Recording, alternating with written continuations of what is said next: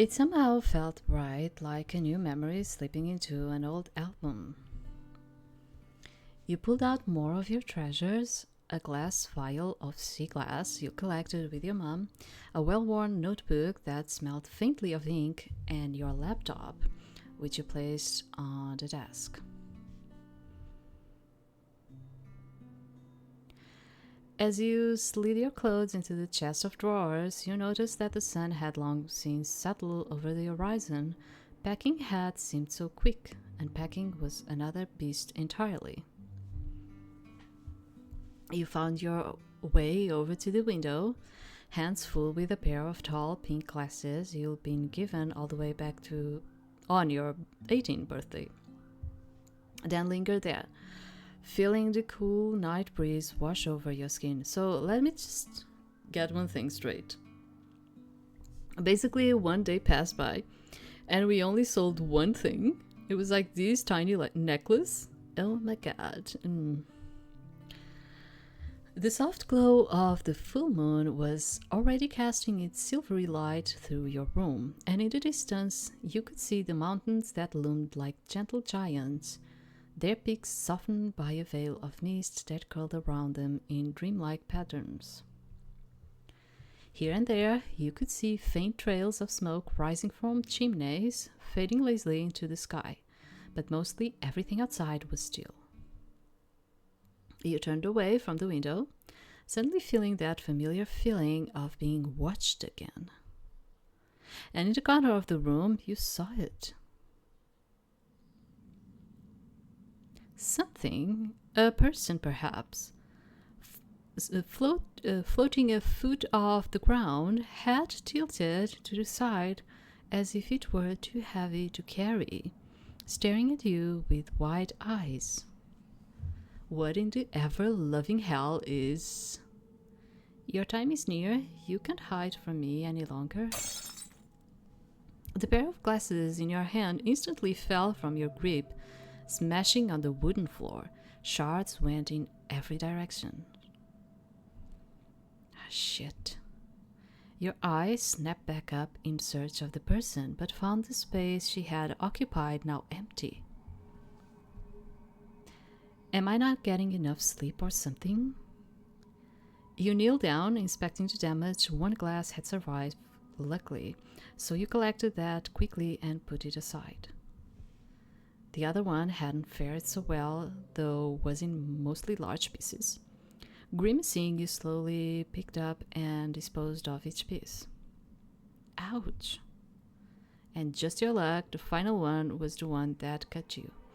You quickly disposed of it, then cleaned your wound, but couldn't find a first aid kit anywhere in the room. I see people like doing these like constantly in stories, and not only stories, but like in any entertainment that I watch, like whether it's like a comic book, whether it's like a TV series or something like that, like picking up the glasses shards.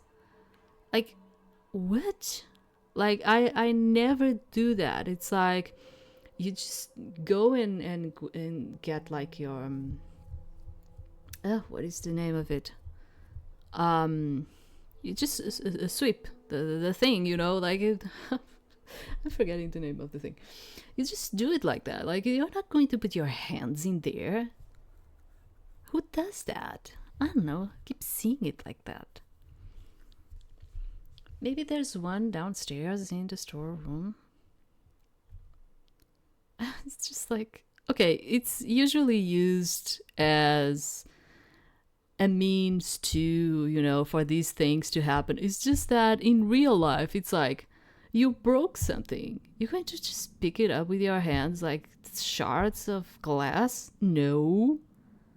I mean, you can just sweep it. You know, why are you putting your hands in there? Honestly. Maybe there's one downstairs in the store. Florian, are you still here? I could kind of use your help if you are. What is it? I'm not paid to help you with personal stuff, you know? He walked out from the storeroom, arms crossed. Something really weird just happened. I swear, I saw someone in my room. She spoke to me. Then I kind of dropped the glass and got cut. It's not that bad, but I could use a band-aid if we have any. All the color dropped out of Florian's face in a moment. Oh, because it's blood. And I think he's a vampire. Oh, yeah. He stared at you with wide open eyes, mouth open slightly, yet no words escaped. You're... It's not that bad, is it? He almost looked like he was going to be sick as he charged out of the front door, leaving you staring out towards him in disbelief. Wait, Florian? A tiny drop of blood dripped to the ground. I guess I'll find it myself. It didn't take you long to find the first aid kit. Your aunt had decided to forgo the usual plastic box with a cross on it, and instead had picked out an old wooden chest. It was a little scuffed and weathered with brass hinges that creaked when you opened it, but it was very much fully stocked. You found bandages in all sizes, neatly rolled gauze, and adhesive strips in patterns ranging from plain beige to princesses and knights. You also notice a few other slightly more eccentric additions: a small vial of silver dust labeled for curses, a flask of dark red liquid labeled emergency F only. Florian, is it? Emergency Florian only could be. A broken mirror which you made sure not to touch, with a note attached that read "For illusions or lies." For illusions or lies. What? There was also more of what you had expected to see: herbs, powders, and other natural remedies. Your aunt was into that kind of stuff, after all. You pulled out the plaster and quickly stuck it to your hand, but fortunately the bleeding had already stopped. It wasn't much worse than a scratch, luckily. I mean, yeah, we didn't said nothing to, but let's go after the boy. Like, do you want to taste it? You opened the door and poked your head out, searching the mostly darkened streets for Florian's figure.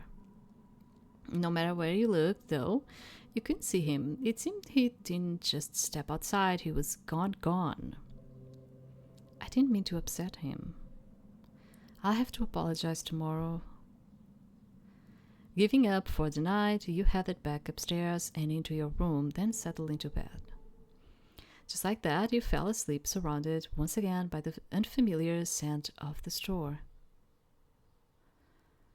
Like, this is like the type of situations where they are like, and then I went to bed and went to sleep. Like, supposedly, there's like a ghost in there. And you are like, and then I just went to bed and I slept very well. And I'm like, how? You know? I would be just anxious the whole night, you know?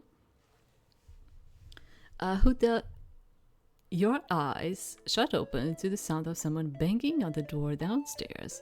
With bleary sight, you looked towards your phone. 6:40 a.m.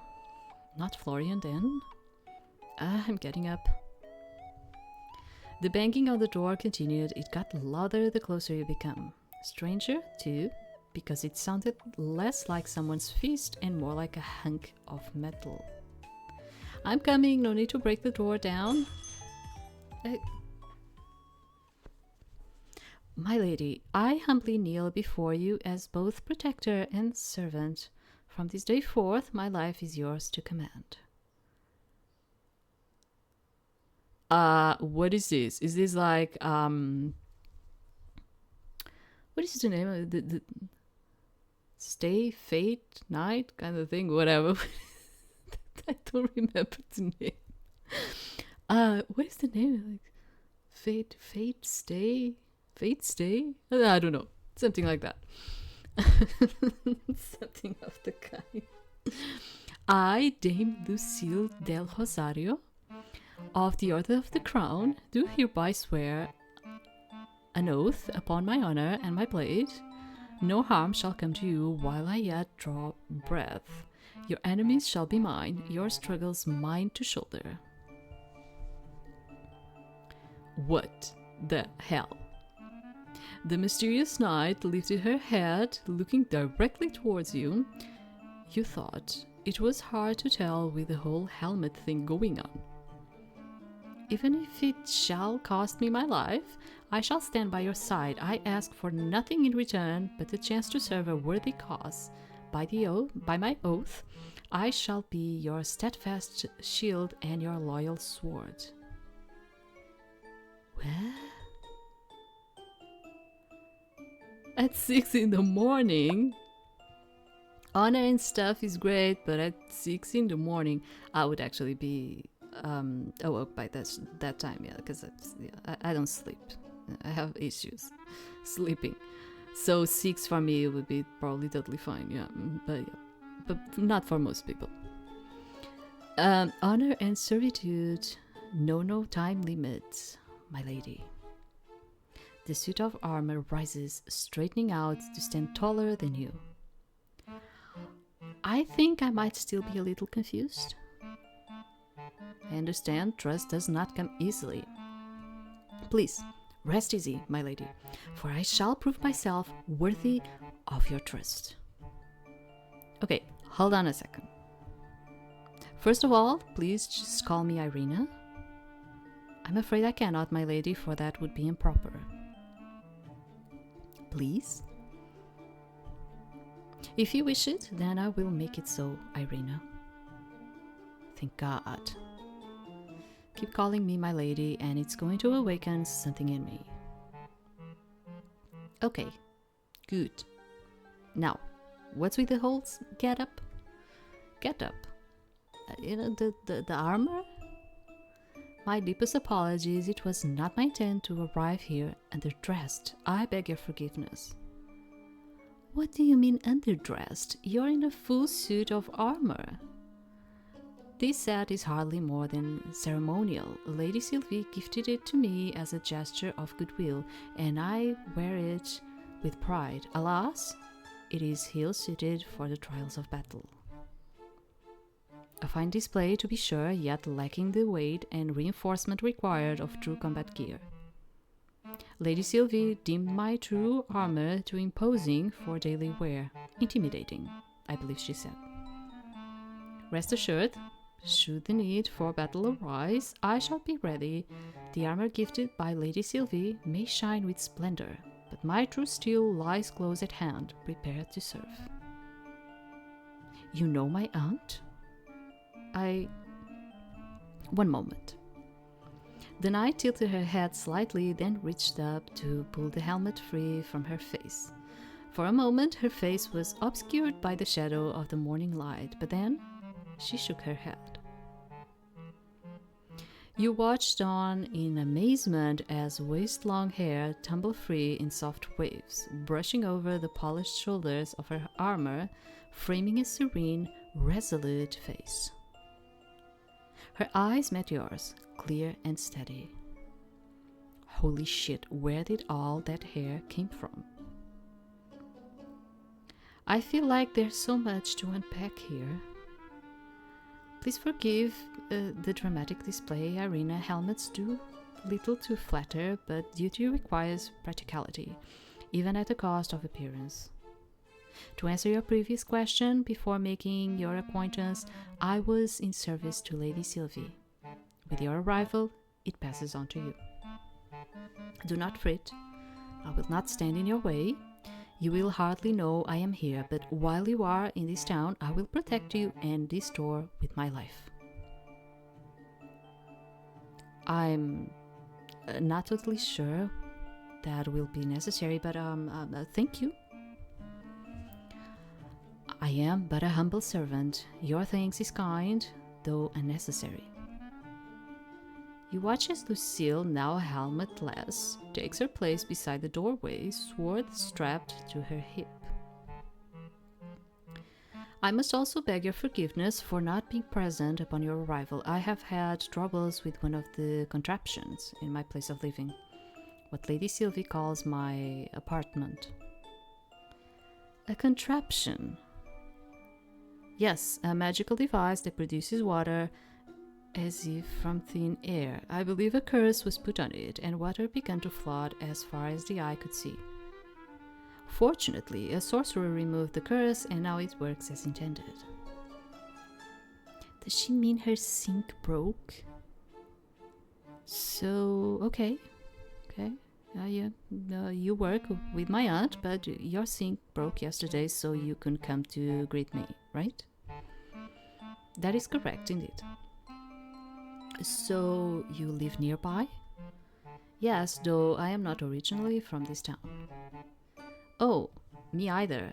We have something in common. I hail from the kingdom of Valinde, which was once present in these lands. Never mind.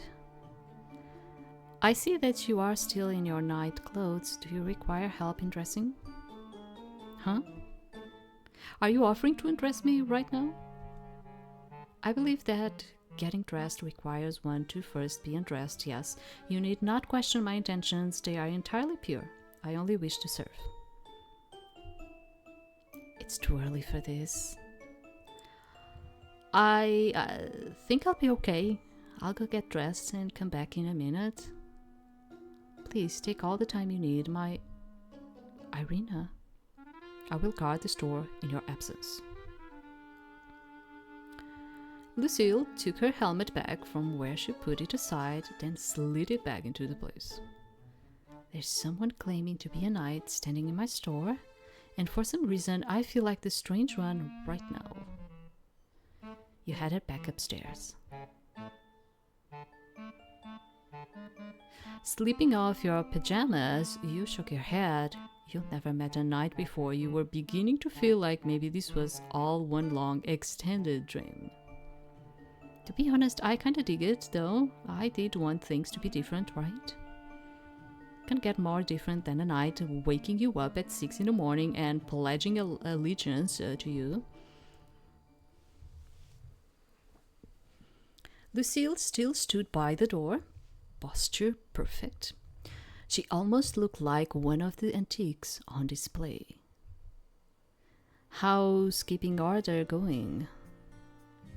Well, Irina, no one intruded on your establishment while you were absent. I remain vigilant. Thanks, Lucille. Keep up the good work. I guess I'll just get to it. Let's see what to do today. Okay, here comes the part I don't enjoy. Okay, how pricing works. Each item in your inventory has a hidden value range. Your job is to pick a price within that range. At first, pricing might feel like guesswork, but you'll get better as you go. Smart skill. Your smart skill helps you estimate prices more accurately. When your smarts is low, you'll only have a rough idea of what something is worth. As smarts increases, your valuation gets sharper, making it easier to spot a good deal and avoid overpricing. Item quality. Items come in different quality levels: poor, normal, good, or perfect. Higher quality items fetch higher prices. So daily routine. Set or adjust prices before each shift. See how customers respond to your prices. Learn from the results and adjust prices for next time.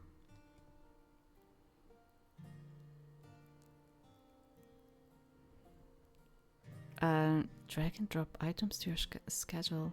Florian, nap, please.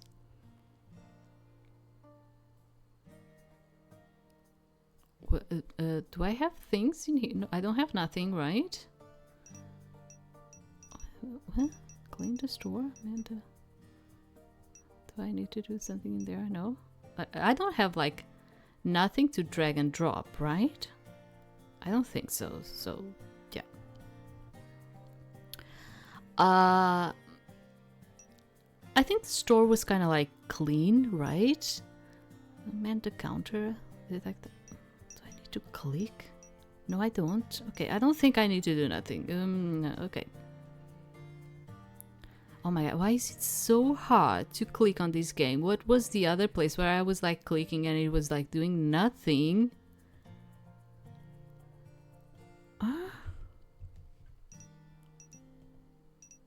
Oh, wait, I see. Okay, like this, right? It's probably like this.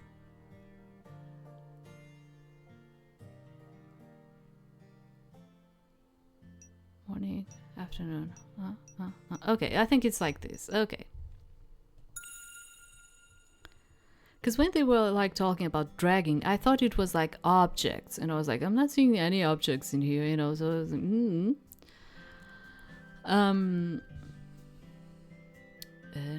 I guess. Okay. The store was quiet when you kneeled down behind the counter, sorting out the various papers and knickknacks stored underneath.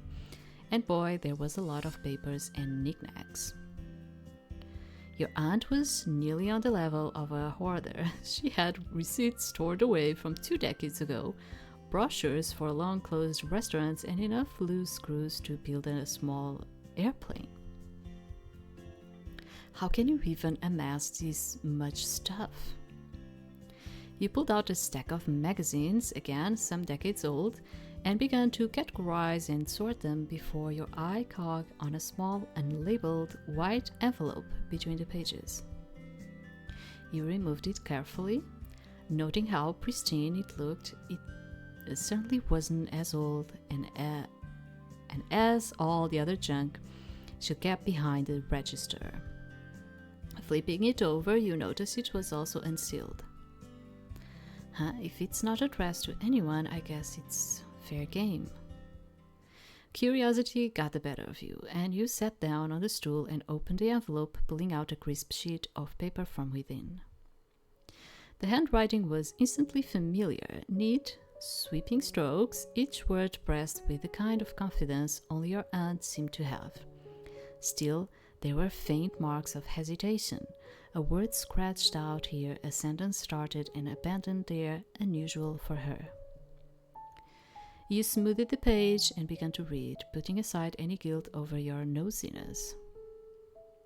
To my dear Queen, I am writing these with ink far too smudgy for my taste and on paper that deserves better than my restless scratching. But perhaps that is fitting. For you are one of the few people I know who can take scraps and turn them into something whole. A half-empty cupboard becomes a feast. A half-thought phrase becomes poetry. A half-hearted day becomes bearable. I am leaving Willowmist for a time. Do not fret, it is not forever. You would, of course. You always worry more than you say. I will return, of course, I always do. When I do, I hope you will forgive me for slipping away without saying goodbye. You deserve so much better than vanishing acts and riddles. I should have told you this in person. I nearly did, standing outside the silver oak with the words right on the edge of my tongue. But I could not bring myself to. Not because I do not trust you, Queen, but because I trust you too much. You would look at me with those foolishly kind eyes of yours and ask me to stay, and I might have. I cannot afford that weakness, not right now. There are important matters only I can attend to that cannot wait a moment longer. Take care of yourself, Queen, and please don't forget to eat something other than your own cooking now and then. Even chefs need looking after. Yours always, Sylvie. You sat frozen for a long moment, the words hanging heavy in the air around you. It wasn't like the other letters she left behind for you. This one felt different, softer, more vulnerable, and it hadn't even been sealed, let alone delivered. Why had she hidden it away here? Why never sent it at all? Auntie, you're more complicated than I give you credit for. You carefully slid the letter back into the envelope, leaving it no worse off than when it started.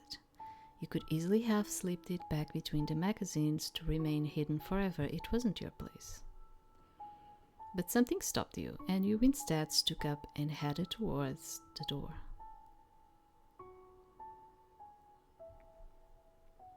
The silver oak was alive with light and sound even in the middle of the day. The air smelled of herbs and roasted garlic, underscored by the sweetness of something caramelizing slowly in the oven. It was the kind of smell that made your stomach growl, no matter how recently you'd eaten. Several patrons lingered despite the hour, sipping drinks in the garden or eating a meal. It didn't take you long to spot Queen a few tables down. He was moving gracefully between patrons, balancing 3 tables at once and a full glass of wine, and talking animatedly to his customers. Your eyes met, and nearly instantly he was by your side, face beaming. Ah, my newest and most radiant customer. No, my newest friend, my newest confidant, my newest partner in culinary crime. He swept into a dramatic bow, somehow without spilling a drop of the wine he carried. His hair slipped forward over his shoulder like a curtain of dark silk. Tell me, you are here to dine, to taste the wonders of my kitchen, to bask in the company of the Willowmist finest oak. Actually, I came because I found something of yours. Something of mine, a lost trinket, a misplaced poem, my dignity perhaps. I've been searching for that one for years. He held out the envelope. Queen's hand stilled before he reached for it. His gaze lingered on it, recognition flickering instantly across his features, as if he could tell who had written it from the lack of a name on the front. For a moment, the noise of the restaurant seemed to fade around him. He took the letter slowly, almost reverently, as though it might vanish if he moved too quickly. Sylvie's hand. He spoke the words softly, as if testing them. His thumb brushed the edges of the letter, and he let out a small, shaky laugh that didn't quite reach his eyes. For me, she never gave this to me. His eyes scanned the first few lines, his smile faltered, whatever flamboyant quip had been waging on his tongue shriveled into silence. Ah. With a quiet exhale, Queen tucked the letter back into the envelope and slipped it against his chest. His usual energy was still there, but muted, like a fire burning low. Thank you, Irina, for bringing this to me. His voice cocked, and he cleared his throat, forcing a grin back into his face. I owe you a meal, no arguments. The finest thing you've ever tasted, and then some considerate payment for your noble service as courier of forgotten words. You don't have to. Ah, but I must. If I did not, the very foundations of the silver oak would crumble, and then where would Willowmist be? Hungry, despairing, devoid of risotto? The grin was convincing, but not quite enough to hide the heaviness in his eyes. Still, he clapped you warmly on the shoulder, his voice booming again to cover the crack in his armor. Do you know why she didn't give this to you? I could guess, but Sylvie has always been a storm. You can predict the thunder, never the lightning. But enough of my melancholy. I will not let you carry my burdens when you already carry the store. No. This letter is a gift, in its own way. A reminder that she thought of me, and for that, my heart is lighter, not heavier. Now, how about that meal, huh? Another day, I'm actually meant to be mending this store. I think it's mending. My deepest apologies for stealing you away for so long then. How terrible of me. Terrible, indeed. Have a lovely day, my dear. And, Thank you. With that, you turned to leave. You glanced back over your shoulder and saw him staring down at the letter, a small, wistful smile on his lips. Okay, this gave us like a rank up. Well seasoned, complete Queen's Event 1. Okay, confirm. Although we actually didn't do nothing. There was like nothing for me that I like chose or something. Inventory. Vintage stuffed rabbit, probably not hunted. Hal's plate, you there? It stares back. Who will win the staring competition? Christmas bells. What time of the year are we? I don't think we are in the Christmas time, right? Wearing this, it can be Christmas all year round. Yes, sure, but yeah. Okay. It's the same thing. It's just okay. Price. Normal to 35. Common.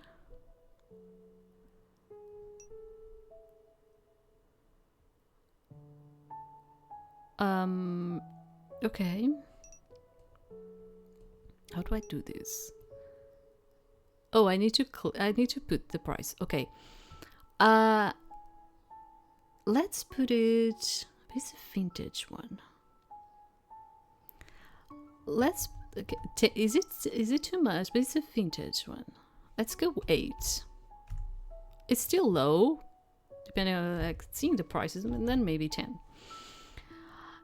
But I'm thinking about like prices in here. How much it would go? We would go like 8, but it's vintage. Vintage, you would go more 10. Hal plate. Oh, Hal plate. It would be a lot more. Actually, I would even say like 20 something. Yeah, probably. And this one is kind of hard one. Let's put it in comparison. Yeah, let's put it like at 12. 12. Yeah, sure. Why not? Something like that.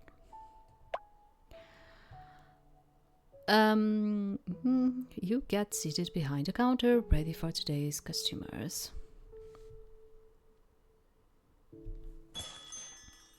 Oh, hello, Miss Marigold. I trust your day is well. I like this guy. He looks good. The bell chimes and a customer comes inside. Welcome.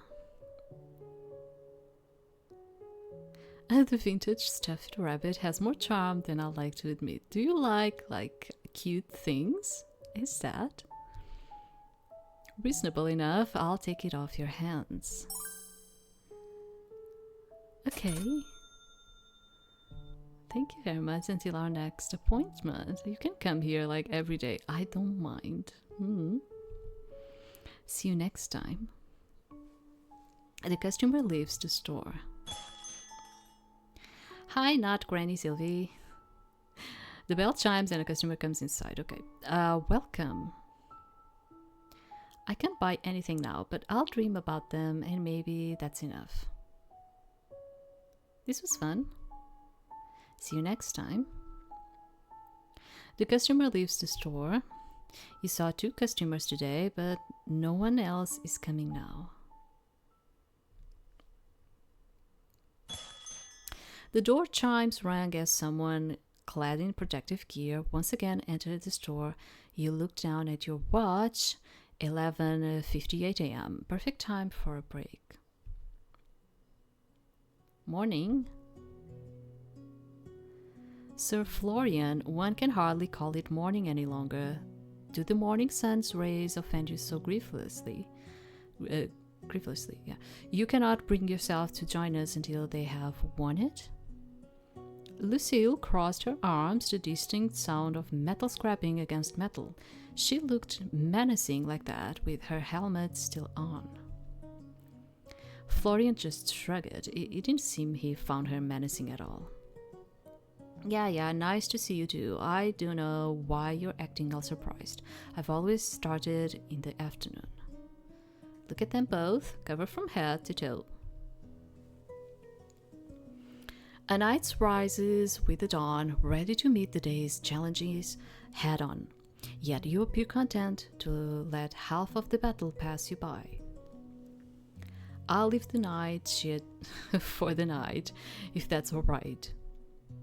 Lucille placed her hands on her hips, tilting her helmet-covered head slightly, as if considering him. Do you not feel some obligation to lend your strength to the morning labors? The store requires diligence at all hours, not merely those convenient to you. Lucky you're here, then. I don't do mornings. If Sylvie doesn't care, I don't know why you do. Very well, if your current arrangement serves the store well, I shall not press further, but do consider that your efforts, no matter the hour, reflect your honor and dedication to this establishment. I don't think mopping floors is all that honorable, but sure, whatever. Honor comes with every job, Sir Florian.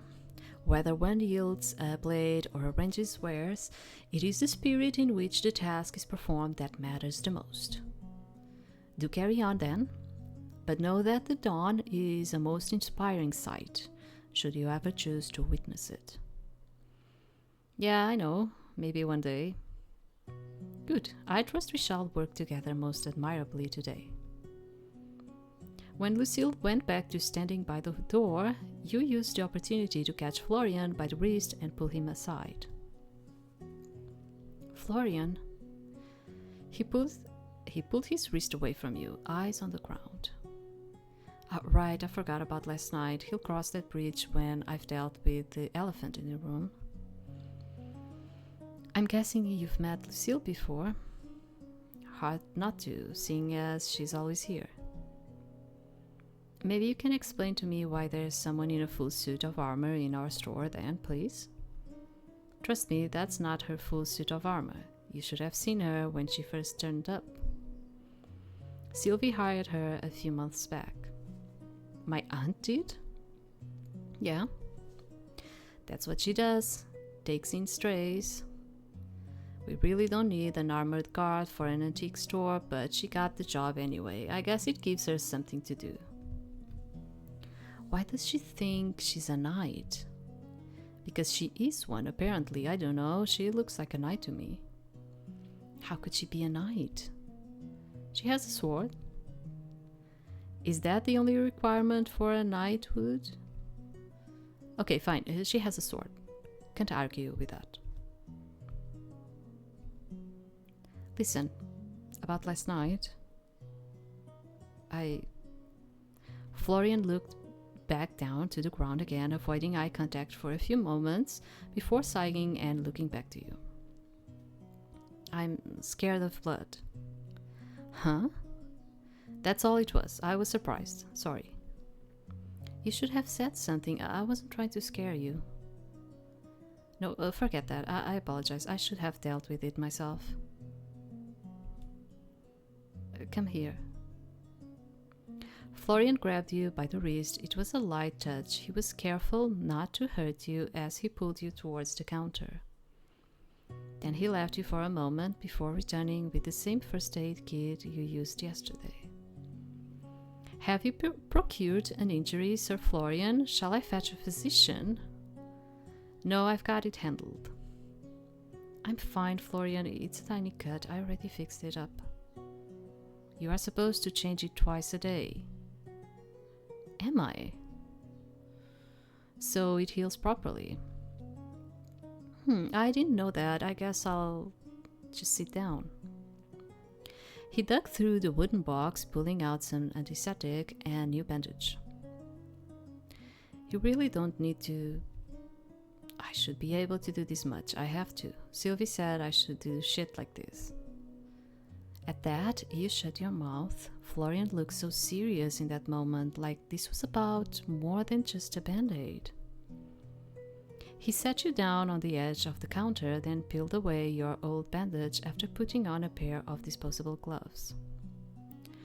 Florian grimaced, almost putting up his nose at the sight of your cut, which really wasn't too bad at all. Luckily, it also didn't hurt. He sat there quietly as he performed his task like a ritual, putting the antiseptic on your cut, which stung like a bitch, then covering it again with an adhesive bandage. It's a hard word for me to say. Because we say it like that, but it's sometimes I have issues of saying a word because it's very close to my language, but it's like you put the accent on another syllable or something like that, and then it's very hard for me to pronounce it in the exact way that I should pronounce it in English. Thanks, Florian. It's not a big deal. Then why does it feel like one? I really did see someone in my room last night. Whoever she was, she disappeared when I broke my glass. Well, I don't know, maybe the place is haunted. You think? Or maybe you just imagine it. Anyway, I gotta get to work. Right, yeah, work. Thanks again, Florian. You dropped a full bucket of steaming soapy water onto the wooden floor, sighing as the weight left your shoulders. I wonder when the last time this floor got a mop was. I always see Florian sweeping, but... You dragged the heavy mop across the floor, making long, looping motions.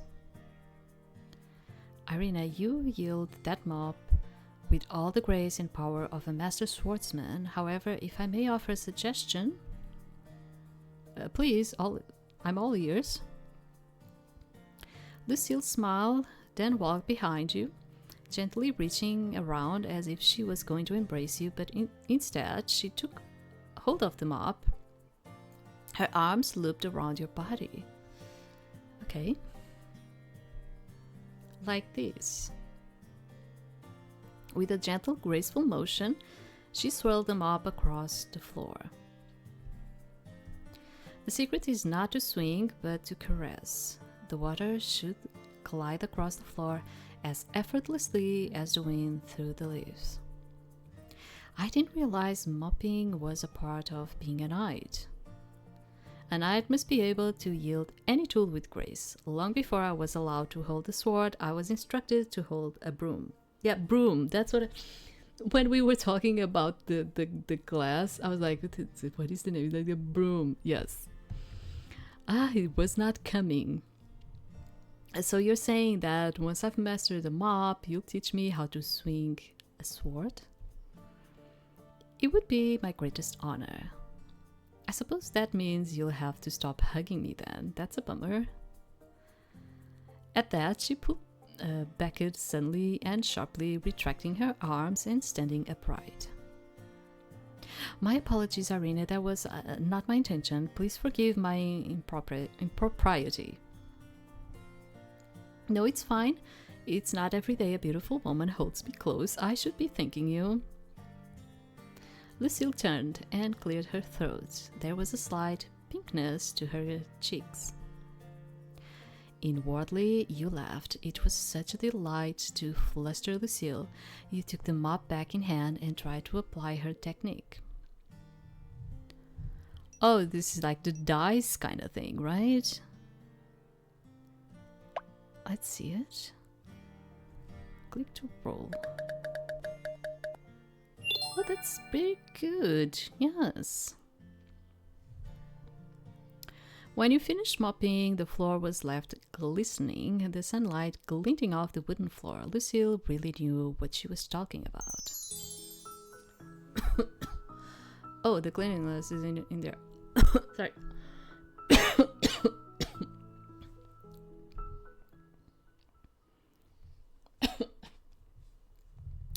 As the sun crested the horizon and day slowly began to turn into night, you turn your open sign to close. Phew, another day down. It was pretty busy today. Yeah, I guess some days are like that. Other days we're just twiddling our thumbs until we can go home. Frankly, that's more like what I was expecting. I thought an antique store in the countryside wouldn't have a lot of activity. Would an antique store in the city have any more activity? Yeah, probably, though. It kind of depends. Yeah, maybe. Antiques and thrifting and stuff are pretty popular these days. I always thought it was only old people who liked antiques. What? You don't like them? Looks like a load of junk to me. Yeah, I'm kind of like, and I don't know, more like impartial to it.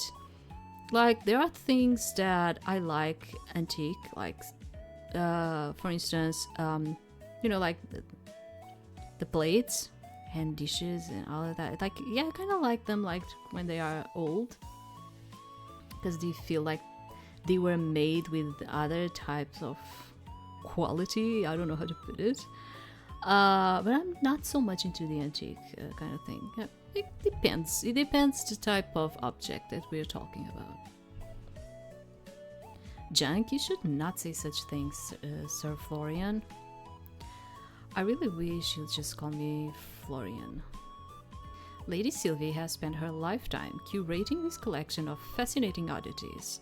It would do you well to hold your tongue if it only spits distaste. Oddities is one word for all of this crap. I mean, you do you, but is there a reason you work here if you don't care about the store? I care about the store and the owner. I don't care about antiques. Your aunt helped me through some shit, gave me this job when I had nowhere else to go. I appreciate that. Doesn't mean I have to be into used lampshades and rusty axes. I guess that makes sense. Speaking of it being busy though, how do I go about finding more things to sell? We'll run out of soon enough unless I start pillaging the decorations. I don't know, go steal from someone's trash can. Do I look like a raccoon to you? Do you really want me to answer that? I do not think you look like a raccoon, Irina. Mayhaps you have more quality similar to a red panda. Your red coat is divine. Thanks, Lucille. I'm glad someone here appreciates me. Your aunt had a few different avenues for her junk, I think. I don't really know the specifics. She does have an attic filled with it, though you can peek through that, might find something. Or you might find nothing, that seems more likely. Oh, an attic. Yeah, Sylvie's been meaning to sort it out for ages. If you get injured trying to work through the mess, it won't be my problem though. I'm having like a situation here. Ow. Sorry, it's my headphones. I can dig out the key and show you tomorrow. Thanks, that sounds great. At that moment, your stomach let out a low grumble. Oh, right. Do you guys know Quinn? The chef guy? Yeah, I guess. You couldn't sound less interested. Florian rubbed at the back of his neck, looking away. He's nice or whatever, we just don't get along, I don't know. I guess we're too different of people or something. Yeah, he feels more like the positive, extroverted type of person, and he looks like more the introverted, antisocial type of person. Sir Queen is an excellent cook who makes feasts fit for royalty. Lady Sylvie did well in seeking his companionship. Companionship, interesting. He invited me to his restaurant to try a new recipe tonight. I nearly forgot about it. Have fun with that. Ow, not even a little bit interested? I'm not hungry. I've got work to do anyway. Anyway. What? Sweeping the floors? You've been sweeping all day? It'll be fun. For you, maybe. Anyway, bye. Have fun or whatever. At that, Florian left the room. Lucille, I would be honored, Irina. In truth, I had already considered offering to accompany you, should you require a guardian for the evening. It is only fitting that I ensure your safety even over a meal. Yeah, but she's going to look very awkward, isn't she? It's just dinner. I don't think I need a guard, just a friend, if that's alright with you. A knight's duty is not bound by circumstance. Whether it be a dinner or a battle, I would gladly be your shield. But a friend, indeed, I would enjoy the company. Perfect. I still haven't managed to take a look around town, so having a guide will save me from getting too lost. Sir Florian has not offered to show you around the settlement, truly. Well, then please allow me to escort you through the town and show you its finest landmarks. No harm shall come to you while I am by your side. Sounds like a plan to me. Let's make a whole night of it. A night of it? I meant, sure, a night of it. The town of Willowmist glowed softly under the moon as you and Lucille stepped out onto the main street. The air was cool and fresh, carrying the faintest hint of blooming jasmine and the earthy scent of the forest just beyond the town's edge. Somewhere a distant clock chimed the hour, its tones mellow and unhurried. You couldn't help but think that time seemed to feel slower here. There really was no need to rush, was there? It is a brilliant night for a stroll, though the weather has begun to cool off. Remnants of autumn still remain. So, are we getting into winter? Is that? Leaves crunched under both of your footfalls pleasantly, singing farewell to their passing seasons. Because I'm looking at her, and the way she is wearing her clothes, it seems like it's spring or something, you know? 'Cause for me, I wouldn't be able to dress like that when the winter was like starting. It's impossible. I could not. I would just die of cold. So Lucille, how long have you lived in Willowmist? I believe it has been around 3 months now, give or take. Wow, that's very recent. What brought you to town? It is a long and peculiar tale, Irina. One I am not certain you will believe, but if you wish to hear it, I shall tell it true. This must be related to why she thinks she's a knight. I'll be happy to hear it. Very well, 3 months ago I was not in Willowmist. In fact, I was not in this world at all. At least, not as it is now. I hail from the time long past, an age of kings and castles, of honor and oaths sworn beneath banners fluttering in the wind. You stare at her, still trying to gauge whether she was pulling your leg or not. But Lucille looked completely and utterly serious. I was engaged in a most dire battle when the world itself seemed to shift beneath me. One moment I stood upon the battlefield, the next I awoke amidst the unfamiliar sights and sounds of this town. I like to think I'm easygoing, but time travel is a lot to take in. I understand your doubt, and yet I have no reason to deceive you. This armor, these weapons, even my manner of speech, all relics of an age long forgotten. Surely you have noticed their antiquity. You are being serious, aren't you? I swear it upon my honor. When I arrived, I had no knowledge of this place or this time. The world I knew was gone, replaced by one of strange machines and customs. She can seriously be telling the truth, right? A potential ghost in the store, sure, a time-traveling knight. But I guess she really doesn't have a reason to lie to me. I'll just go along with it for now. That's kinda nuts, you know. Indeed, it is kinda nuts. How'd you manage to adjust? That must have been a lot of change. With great difficulty, I assure you. Your aunt was the first to show me kindness. She took me in, clothed me, and taught me the ways of this new world. Were it not for her, I might have been lost entirely. For reasons I cannot explain, I feel as though I was meant to be here. Perhaps fate has a purpose for me still. Damn, that's one way to think about it. You are strong, you know that. Stronger than me. I wish I could do with the flow that easily. I am a knight, Irina. Adaptation and perseverance, or as you put it, going with the flow, are the very essence of survival.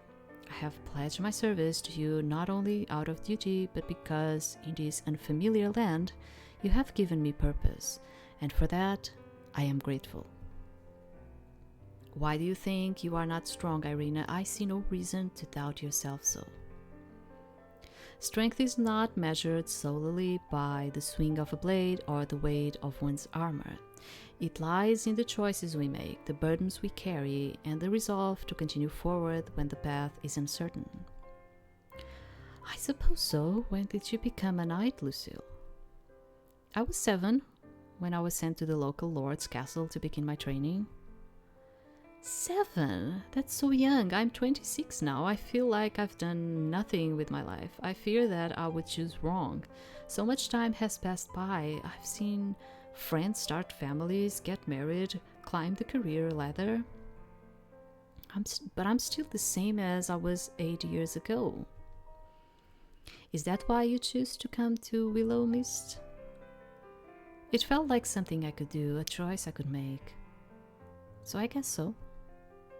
When I began my training as a squire, a trainer once said to me that there is no shame in fear, only surrendering to it. Your path forward may be unclear at times, Irina, but it is there all the same. Time spent on a journey is no waste.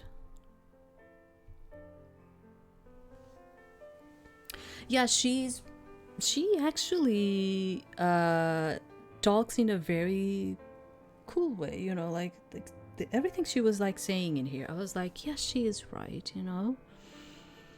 Yeah, she may be like really old-fashioned because she comes from another time, space, but what she was saying is actually true. You have a way with words, you know that, but I'm trying to get the guys, so I'm like, thank you, Lucille, I appreciate it. Thanks, Lucille. I'm trying my best. I guess that counts for something, huh? Indeed, you are far more capable than you believe. Trust yourself and you shall overcome any trial. Well, with words like those to back me up, I guess I gotta keep trying. I fear I've spoken too much and nearly forgot the purpose of our excursion. This way, allow me to introduce you to the fine establishments of Willowmist. The two of you, side by side, continued onwards through the town center. As you passed a brightly lit building, Lucille gestured towards it. Behold, the farmer's market. It is most curious. It is found indoors. In my day, one would venture to an open square at dawn, yet here the bounty of the land is neatly contained beneath a roof. I must admit, it lacks the charm of market stalls, but the convenience is notable. It is open nearly no matter the hour. Yeah, like when I was young, the farmer's market used to be like completely outside too. And nowadays, like, yeah, they are inside the buildings. But it's very convenient because of the weather, you know, it's very convenient because of that. A grocery store. Yes, I believe that is what Lady Sylvie referred to it as. Further along, Lucille slowed her steps in front of a small clothing store. Its mannequins posed in stylish outfits, many of which were winter coats. It would start to get cold soon, wouldn't it? And here we have the local tailor. Their wares may lack the intricate embroidery of royal finery, but they seem practical and well made. If you have need of garments for the winter, I would advise you to pay a visit. Maybe we could take a look together sometime? I would be honored, Irina. She led you onward, pausing briefly outside a plain brick building with a glowing green cross above its entrance. An apothecary, though I have yet to have need of their services. The potions they prepare must be most potent in this age, with all the modern tools at their disposal. I'm not sure they use potions exactly, but medicine has probably come a long way. I can only imagine. I pray we do not have to find out anytime soon. Yeah, let's try to stay healthy for the next few months at least, alright? You have my word. Across the way. Lucille nodded to a squat building with darkened windows. The local woodwright's workshop is just over yonder. His craftsmanship is impressive, worthy of a noble's commission even, but it is nothing in particular. The master crafter simply gives me a certain sense of unease I cannot place. I do not doubt his skills, but there is a certain something about him that seems unnatural. However, in this town, that is not such a strange thing. I'll keep that in mind if we ever run into each other. You humble me by taking heed of my words, my things. Now, Sir Queen's dining establishment is just ahead. Like everything is like overflowing of things in these scenarios, isn't it? Like, where is Wally, kind of thing.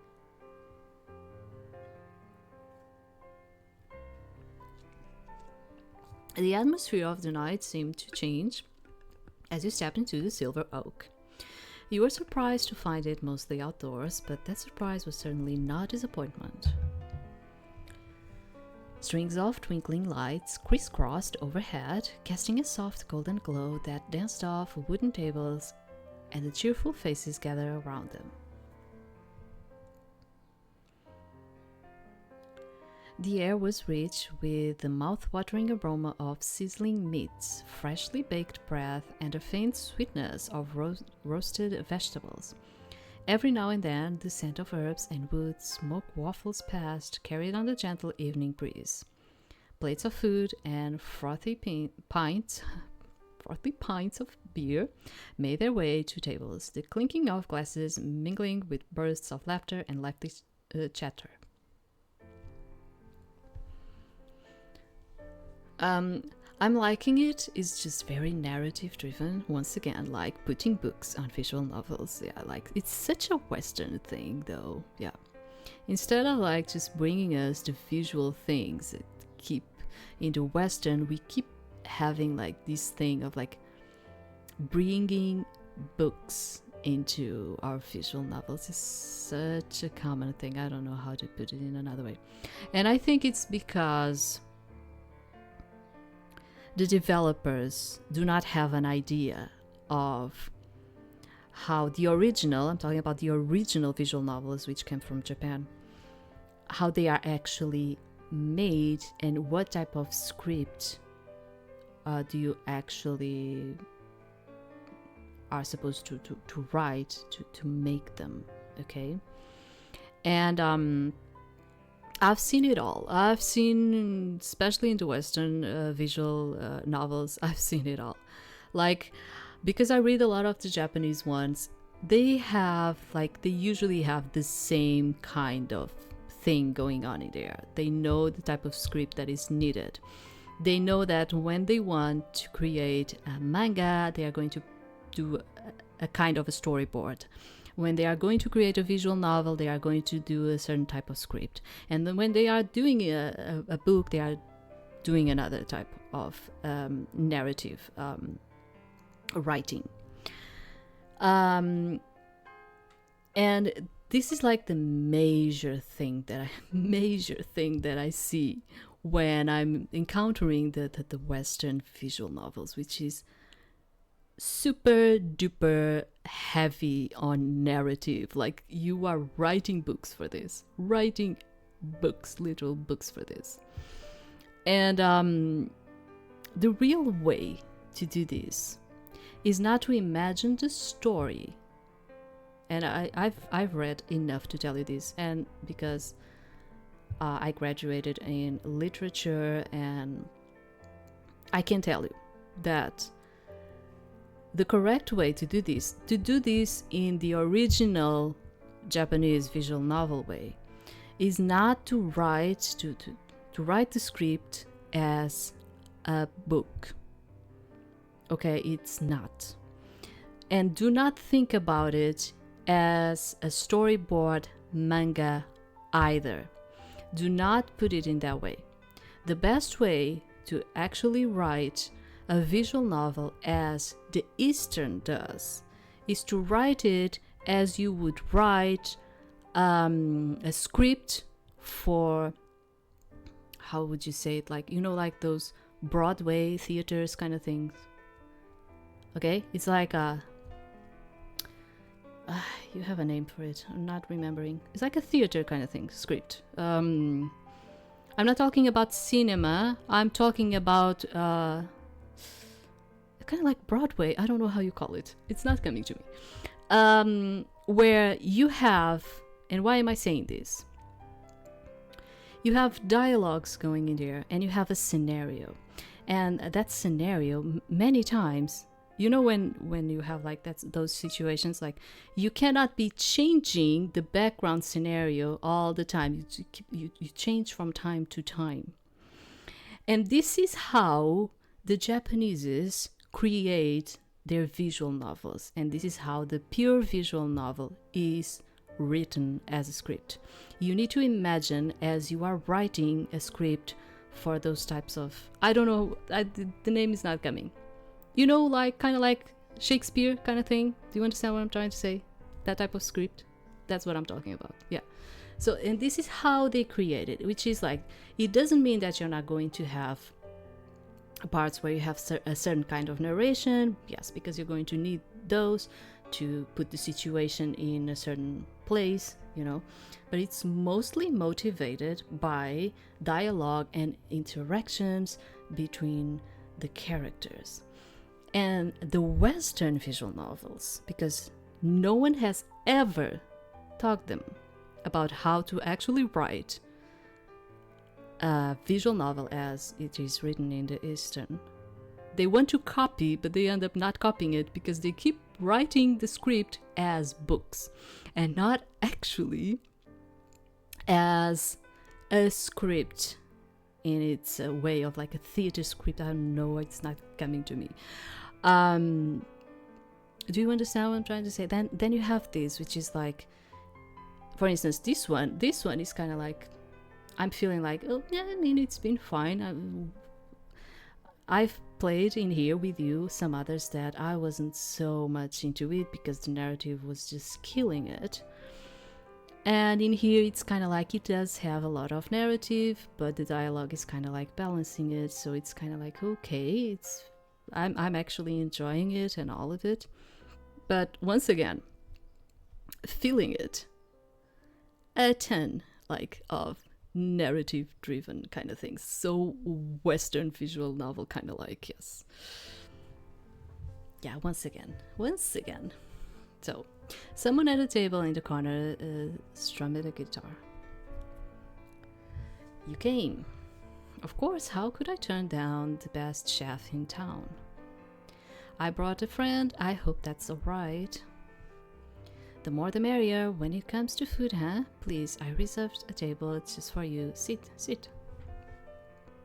Before you could even place a hand on her chair to pull it out, Lucille had already done it. Allow me to do that for you. Ah, you are so well-mannered, Lucille. The world would be a better place if we had more people like you. I only help where I can, Sir Queen. And so humble, too. Please sit and enjoy the atmosphere. Deliciousness awaits. You sat down and Lucille adjusted your chair for you before crossing over to sit on the opposite side of the table. Her armor made a slight scraping sound, but you were impressed at how silent it was overall. Your aunt really did well picking that out. See? Written, this paragraph, totally written as you were reading a book. Not actually written as the original visual novels are written in Japan. It's just adding and adding and adding description information. When a visual thing is already done in a way where it's supposed to give you the visual and not you reading and internalize the visualized thing, which is like what the Western visual novels do a bunch.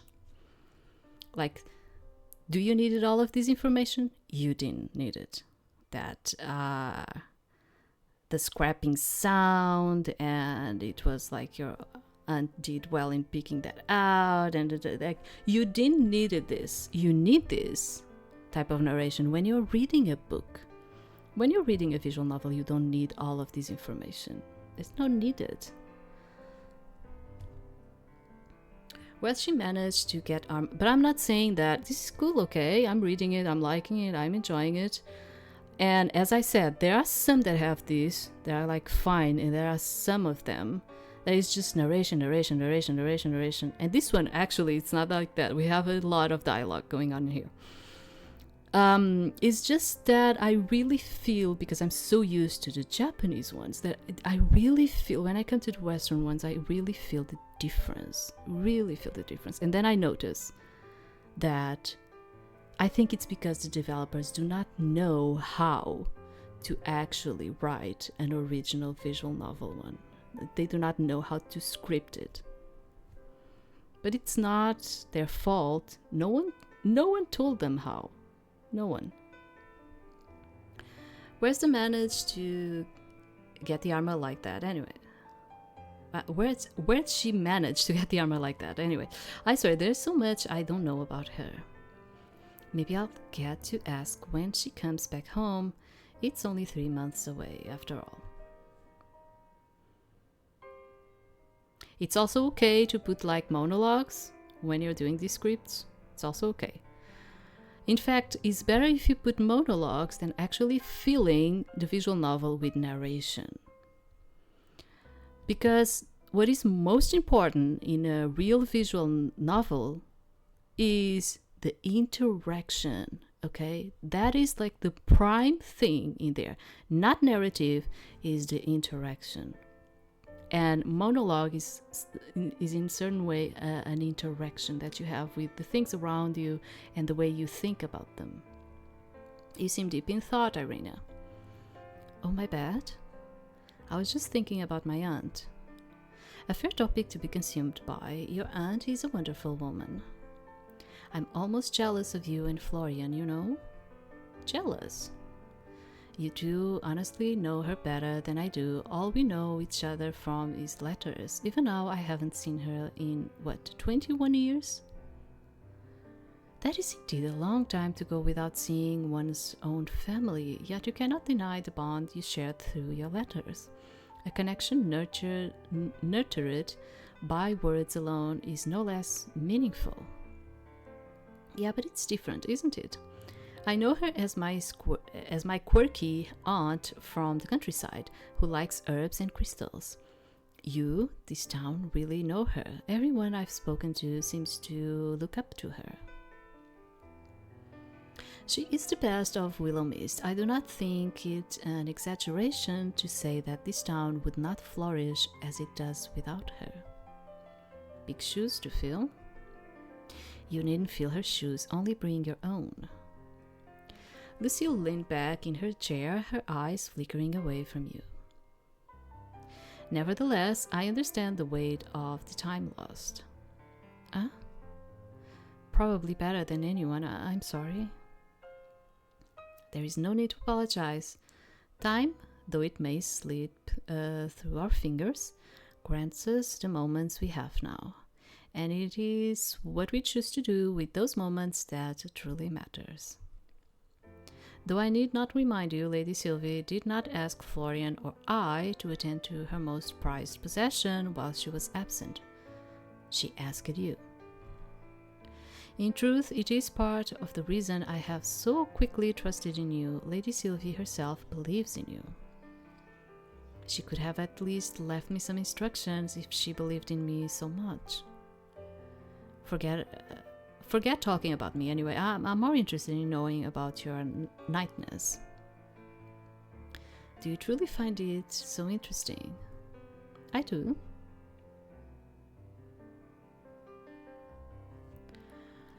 I do believe it used to be heavy. Probably not so heavy right now. Can you really use that sword? Is that sword real? The blade I carry, indeed, it is the same one I used in battles of my youth. Youth hardly sounds like the right word. You look so young. Your words are most gracious, though I assure you, my youth has long since passed. Were it up to my mother, and had I not chosen the path of a knight, I would have married many years ago. She often reminded me that the sword makes a poor companion, though I suspect she underestimated how loyal a blade can be. It's nice to know that despite the year, mothers are just like that. Yeah, that's a thing, right? Motherhood. Your mother also wishes for you to marry? Probably. I think it has more to do with wanting grandchildren than wanting me to get married. But anyway, about that sword, you can really use it. Like, use it. I assure you, my training has not gone to waste. This blade has seen me through many trials, and though I pray it will not be necessary in this time, I am prepared to yield it should the need arise. Okay, I don't think I'll need you to stab anyone, but I do appreciate the offer. I will endeavor not to stab anyone in your presence. Maybe just not at all. At that, she crackled a smile. I carry a sword not as an act of aggression, but a promise of protection. I would never harm another who was not deserving of it. I could hardly be called a knight otherwise.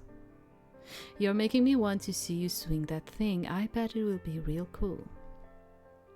Perhaps one day, should the need arise, I shall demonstrate. Until then, rest assured that my skill remains sharp.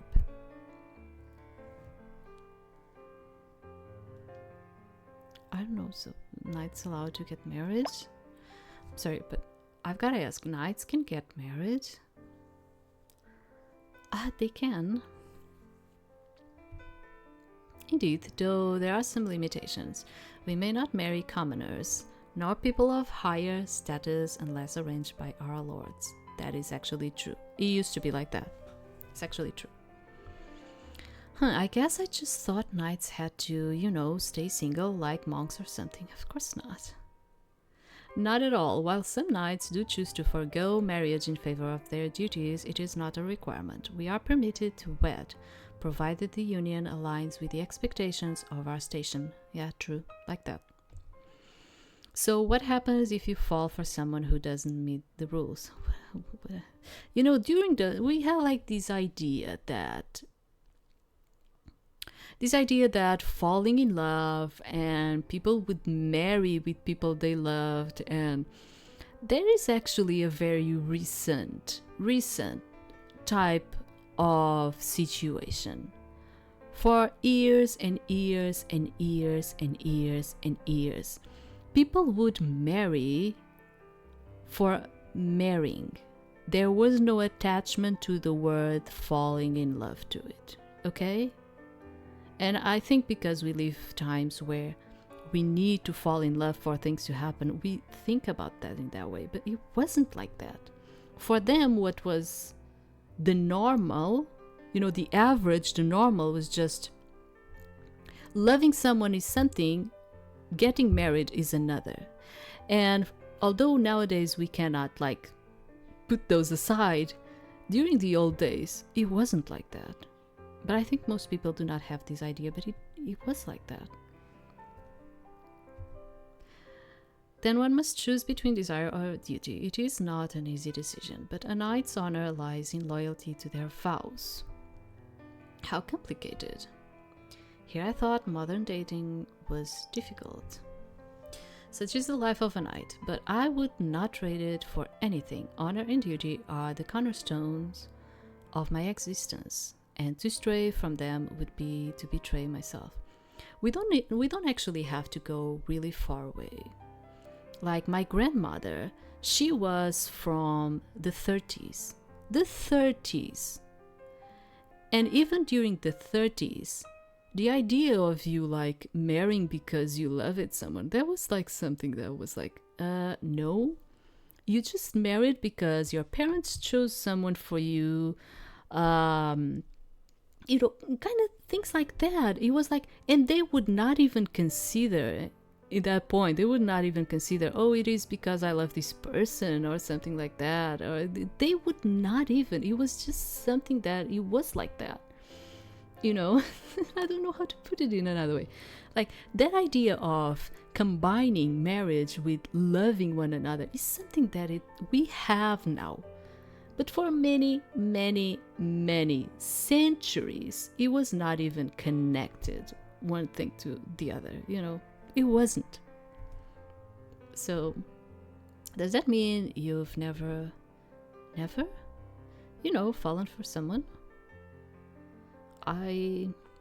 Lucille's composure faltered for the briefest moment, her cheeks coloring faintly beneath her confident demeanor.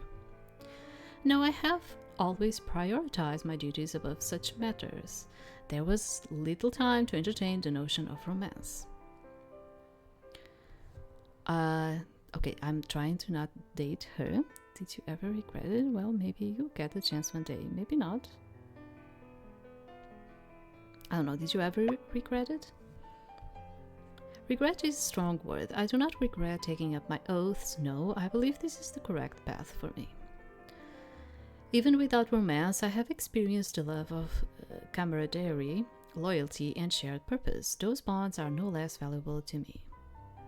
Perhaps if I were to truly think on it, there are pangs of regret in some regards. I saw many a friend who grew up in my village find love and start families. Many even with whirlwind romances straight out of fiction. But no, I would not have changed my path thus far. We still have the is your armor heavy? Okay. Is that heavy? It seems like a lot to walk around in at all hours of the day. For one, not accustomed to such a weight, perhaps, but I have borne this weight since my youth. It feels as natural to me as the air I breathe.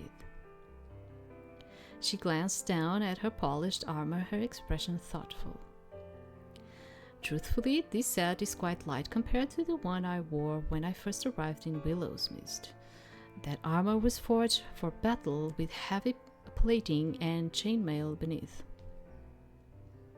And it carried far more than its own weight. Every dent and scratch held a memory of the field or of my training. So this must be like casual wear to you, huh? In a sense, yes. I find it reassuring in a way. Wearing it reminds me of who I am, no matter how strange this time may seem. I don't think I could even stand upright in something like that, let alone move around so gracefully. Grace comes with time and practice, my friend, though I suspect you would carry it well, should you ever wish to try.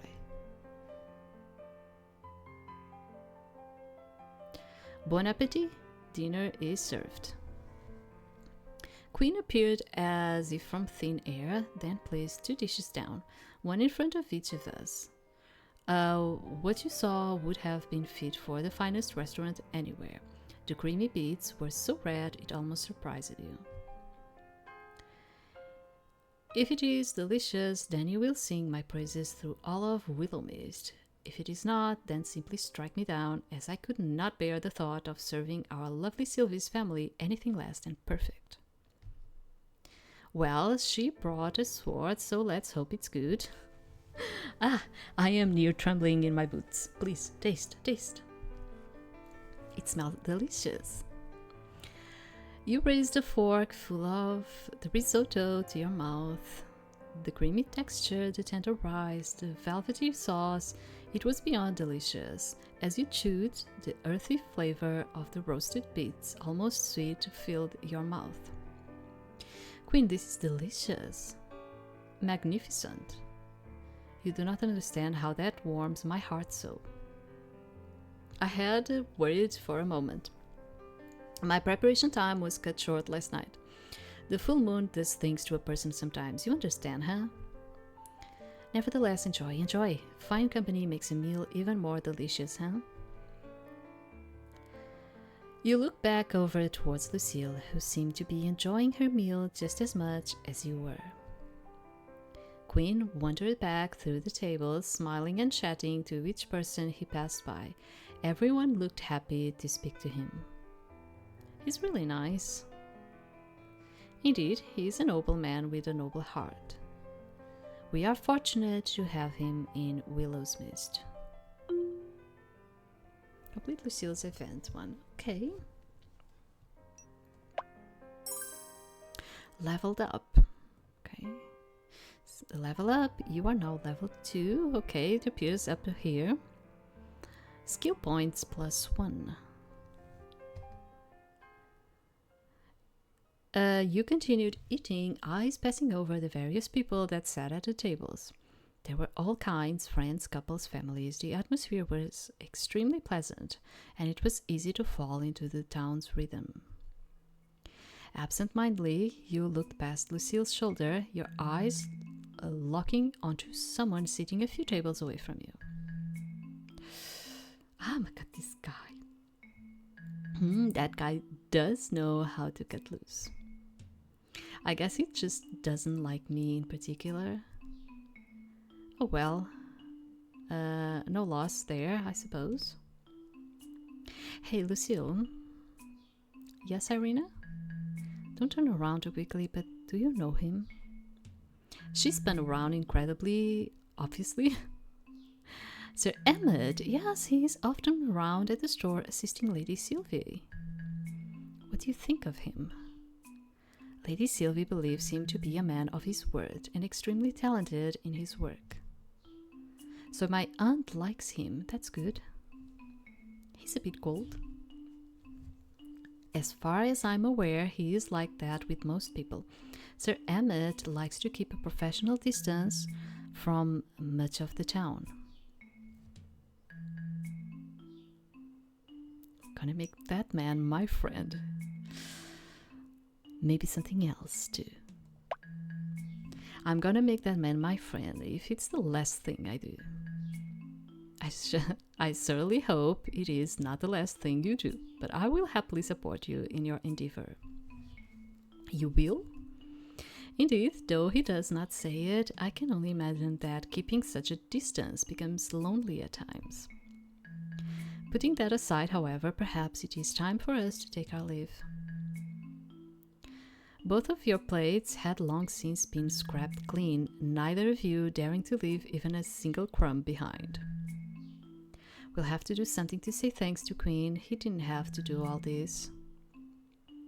You both stood from the table, waving your way past the other guests. As you passed Emmett, he looked up from his plate and met your gaze more directly than usual. Irina, there you are. I was hoping I'll run into you. You were? Yes, I've been meaning to say something. I've been thinking about it for a while. You are doing better than I expected. That's not bad. I mean, it's good. Oh, thank you. The store, the town, it's not easy. You make it look easier than it is. I don't think I've said that before. I should have. Are you feeling okay? I've never been better, Irina. Maybe a bit warm. Is it warm tonight or something? Aren't we going into winter? Maybe it's just you. I'm warm? Yeah, you seem warm.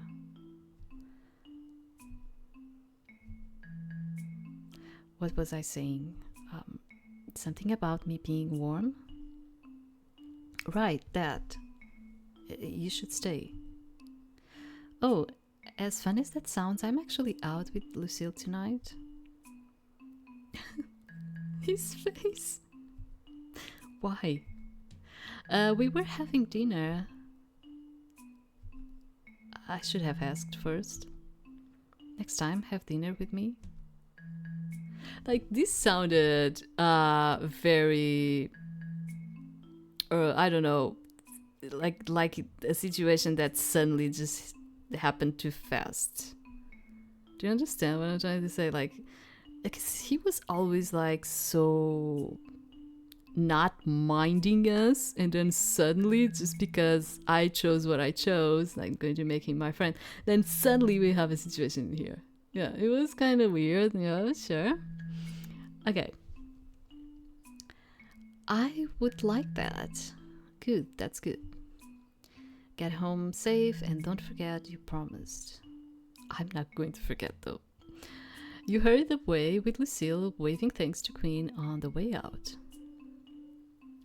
Lucille, I fear we may have just witnessed a real-life bona fide demon possession. Sir Hammett, you mean? He was being uncharacteristically amiable.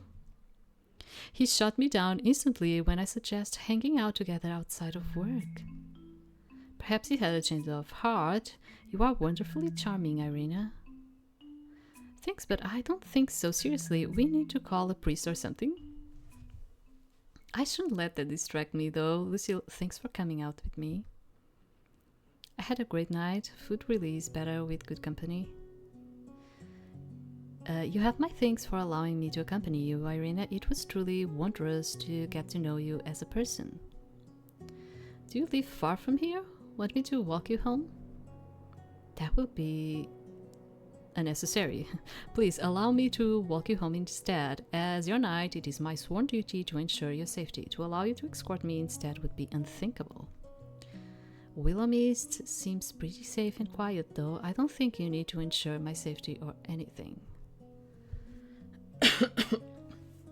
It is a quiet town, yes. But even the stillest waters may hide unexpected dangers. As your companion, I cannot allow you to face tonight underguarded. Seriously, it's like a 10-minute walk. 10 minutes or 1 hour, it matters not. My role as your protector does not end when the sun sets. Please allow me to fulfill my oath. You sighed, but found it more amusing than anything. All right, you win, Miss Lady Knight. Lead the way. As it should be, my lady. Irina. Lucille's voice softened, the faintest glimmer of a smile touching her lips as she gestured for you to follow.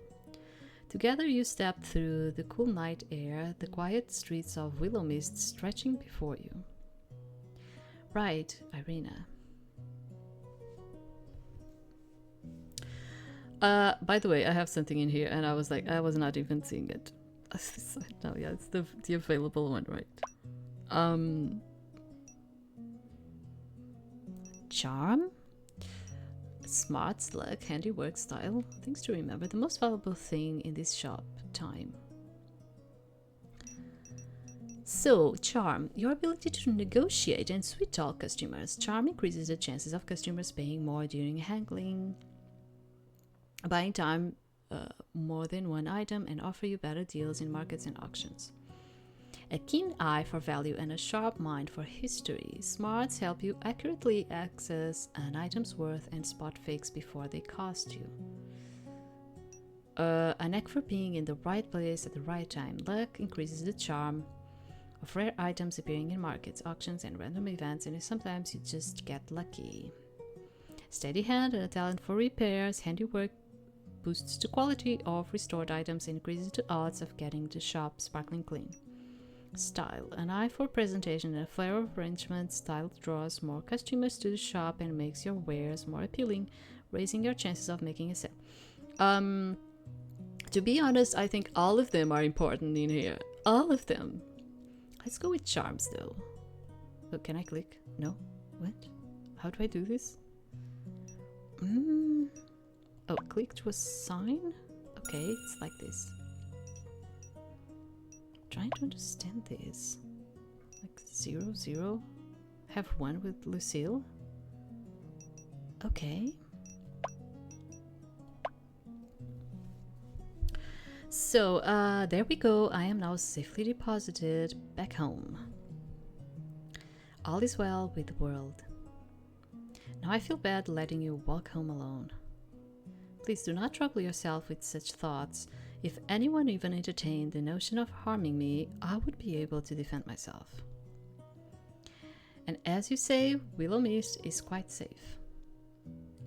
Then you agree you didn't need to walk me back? Safe or not, it is my duty to see you safely home, but I will admit, perhaps my insistence was not entirely selfless. I find that I rather enjoy your company. Her tone softened, a glimmer of warmth in her usual composed demeanor. So while it is my honor to fulfill my role as your knight, I must confess it is also my pleasure. Yeah, she's pretty fine. Lucille is very fine, honestly. Yeah, I like her. Although she still has like some, some things that are really related to the past, and she dresses like this and all of it. That there's also that. But she's really fine. I like her. Yeah. Oh, someone's a smooth talker. Only an honest talker, Irina. And now that you are safely home, my mission is completed. I bid you good night, with the hope that we shall meet again on the morrow. She offered a light bow, her golden hair catching the soft glow of the night as she turned and began her journey home, leaving you with a faint smile lingering on your lips. Man, she's really great. You turned towards your door, digging the old key out of your pocket. It was halfway turned in the keyhole when you heard the voices within. I win and Florian loses. Hehehehe. Someone owes me, I don't know, $5. What are you even gonna do with $5? You pushed open the door, peering curiously into the room.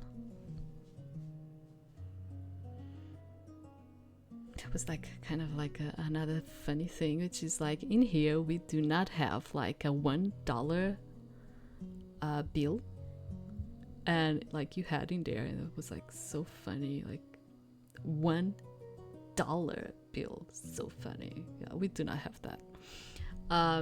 We have coins, You pushed open the door, peering curiously into the room. Jesus Christ, can you stop sneaking around in the middle of the night all the time? Maybe you should spend less time skulking. Okay. I thought she was going to say sulking. Skulking about here in the dark then. Was someone else here? Huh?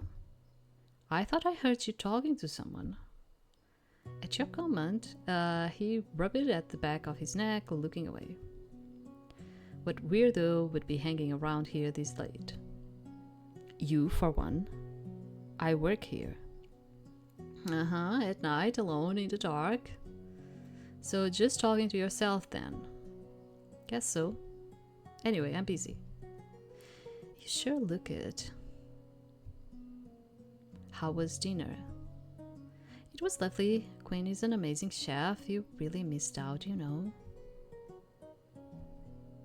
Yeah, I know. At that, Florian's face dropped. I'll get back to work. Sure, have a nice night.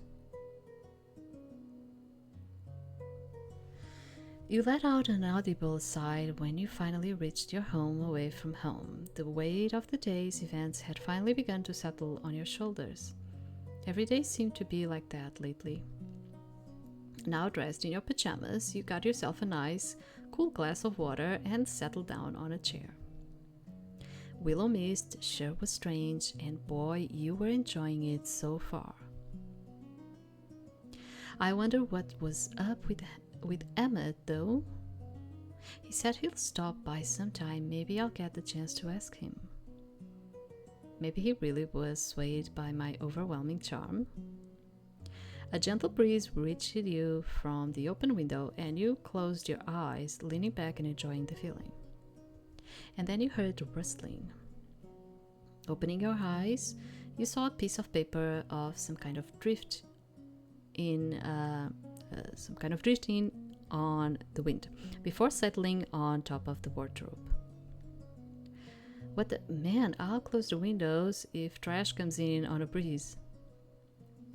You stood, then made your way over to the dresser, which you now realized was far too tall for you to reach the top of.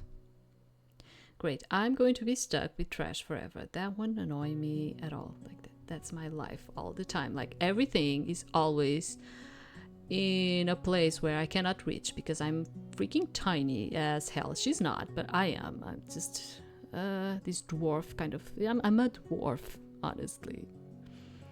I am. I guess I'll ask Florian for a ladder tomorrow. Maybe the storeroom has something. At that moment, a soft, gentle green glow began to envelop the piece of paper, and it slowly fell into your outstretched hand. What? It seemed to be a letter, although rather short. It read, "So I might have gone a teensy bit overboard last night. It was supposed to be funny, not, glass smashing, hand slicing funny. Anyway, I'm really sorry I made you get hurt. I didn't mean for that to happen, promise. I hope you're feeling better." At the bottom was a hugely elaborated signature that you couldn't quite make heads or tails of. What in the... A teensy bit overboard? Is this Florian pranking me or something? Right, Arena, this has got to be Florian. If it's not Florian, then... You glanced around the room, half expecting someone to jump out laughing, but the stillness of the room answered it with silence. Your gaze returned to the letter as a sinking realization began to settle in. If it's not Florian, then no one else knew about the glass. Someone was in here. There is a ghost. Hey, ghost. Once again, I'm really chill. No one answered. Well, I'm going to sleep now. Please don't steal my soul or anything while I'm asleep, alright? I promise it won't taste good. You quickly crawled into bed, settling into the soft sheets. No ghost disturbed you as you fell into yet another deep, restful slumber. So I should save. I mean, we can always do like a quick save. My issue with quick saves, and it happened to me before, that's why I do not do quick saves anymore, is that when something happens, many times, like, and imagine the game just goes off or something, many times the quick saves are not there. And that's why I'm like doing the hard save kind of thing. You awoke to a commotion from downstairs that was slowly becoming commonplace around here. Apparently, yes. Rising out of bed, you dressed, grabbing an apple on the way down for breakfast. Florian? Oh, I didn't mean to wake you up.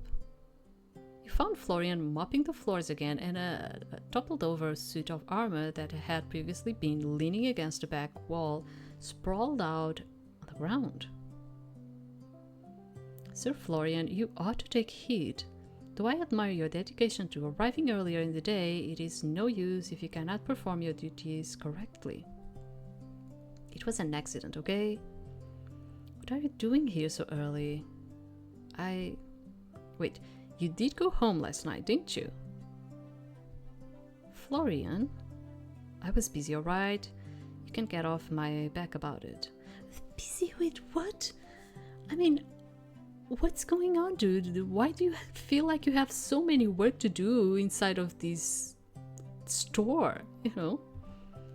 There's really nothing to keep you that busy here. I would never expect or want you to do that. I haven't been able to sleep anyway. Might as well be doing something useful. Even if you can't sleep, you should be resting. The key to a steadfast body and mind, Sir Florian, is rest. Even the finest knights cannot protect their charge if they are worn down by exhaustion. Lucille stepped forward, then stood up the fallen suit of armor. A lack of sleep dulls the senses, clouds judgment, and weakens resolve. Trust me, I have seen even the strongest falter when they neglect their rest. Yeah, well, good for you, knights. Maybe you guys don't have insomnia. I know what insomnia is. I deal with it most of the time. Sleepless nights are not foreign to me. But to push yourself without reprieve only invites disaster. She's right, it's not even about the sleep so much. It's about giving yourself a break. You need it, you deserve it, after a long day's work especially. I don't want a break, I want to keep busy. I can see that. Florian's hand tightened around the mop handle. So what is going on, sweetie? Something bothering you? You cannot pour from an empty vessel, Sir Florian. You two are way too nosy. I mean, isn't it kinda my job to be nosy? Just get some rest. Don't worry about work today. Fine, if it gets you off my back, no promises. I'll even be able to sleep though. We do not ask for perfection, only effort. Finally, he leans the mop against the wall, then run a hand through his mop of hair. Like sometimes I hair and hair. You couldn't help but notice the slightly more defined eye bags under his eyes. He then started on his way upstairs.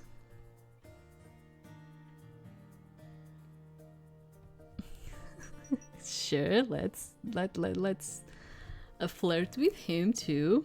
That's my bad, mister. Although I'm kind of like going for Emmett, but yeah, sure. That's awfully forward of you, Florian. What? I know you're tired, but you do have your own bed, don't you? What are you saying? I said I'll show you the attic. The attic. I was just gonna show you. I was just going to show you it before I leave. God. It has nothing to do with your bed. Fine, but after this, go home. Yeah, whatever.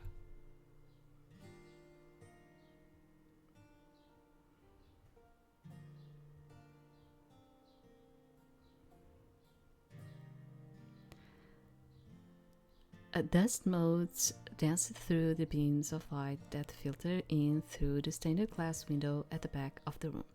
So I am going to leave. Actually, yeah, because I cannot continue anymore.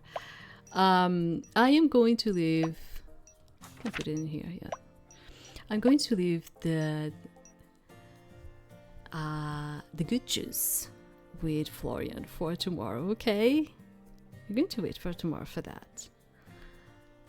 And yeah, that's it for today. I'm kind of like really enjoying this one, although it's very different. I don't know, it's very different. But I'll see you tomorrow, and we'll continue the Willowmist story. Okay, thank you very much. Until tomorrow, then. Thank you.